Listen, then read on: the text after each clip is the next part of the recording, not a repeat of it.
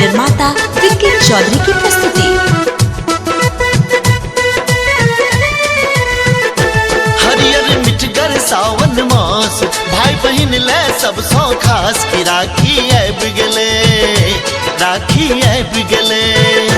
हरियर मिठगर सावन मास भाई बहन ले सब सौ खास की राखी आबि गेले, राखी आबि गेले।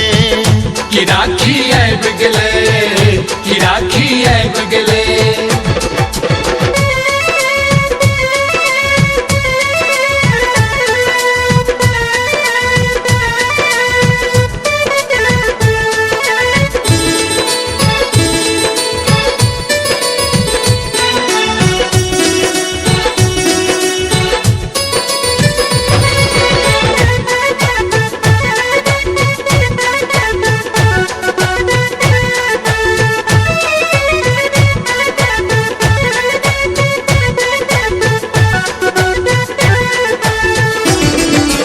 निश्चल प्रेमक पावन ई सब पूजन सौमन भावन, पूजन सौमन भावन, पूजन सौमन भावन। हायो निश्चल प्रेमक पावन ई सब पूजन सौमन भावन।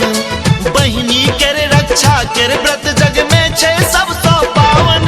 छै युग युग सौ विश्वास फूटे बहिनिक मोन हुलास की राखी आबि गेले, राखी आबि गेले। की राखी आबि गेले, की राखी आबि गेले।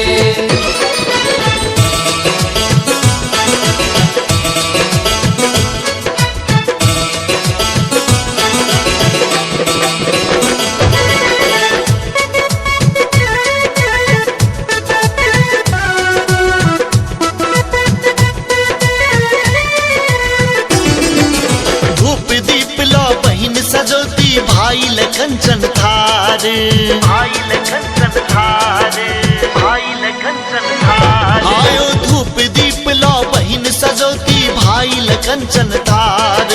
बहन का राखी लगा के चानन भेटत खुशी अपार। सबके मुख पर शोभे हास भाई बहन ले सब सौ खास की राखी आबि गेले, राखी आबि गेले।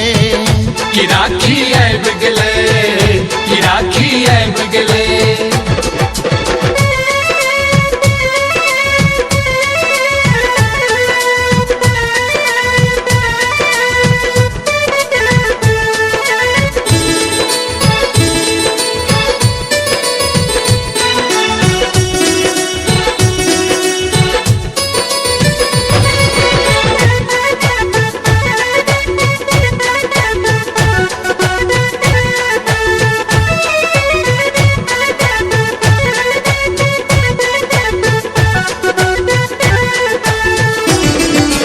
जाधर सूरज चांद गगन में जाधर ई संसार, जाधर ई संसार, जाधर ई संसार। हायो जाधर सूरज चांद गगन में जाधर ई संसार।